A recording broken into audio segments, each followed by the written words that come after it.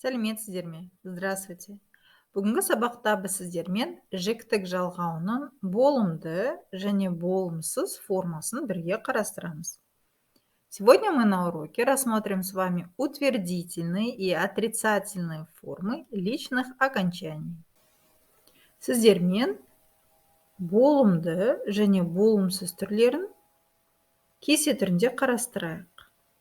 Жекеше түрін және көпше түрін. Жекеше түрі мен, сен, сіз, ол.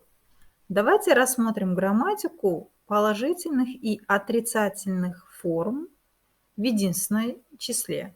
Я, ты, вы, он или она. Мысалы, например, оқушымын, я ученик. Оқушысың, ты ученик. Оқушысыз, вы ученик.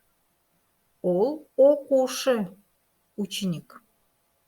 Болымсыз түрі отрицательная форма. Оқушы емеспін, я не ученик. Оқушы емессің, ты не ученик. Оқушы емессіз, вы не ученик. Ол оқушы емес, он или она не ученик или ученица. Енді сіздермен болымды және болымсыз түрлерін көпше жақта қарастырсақ.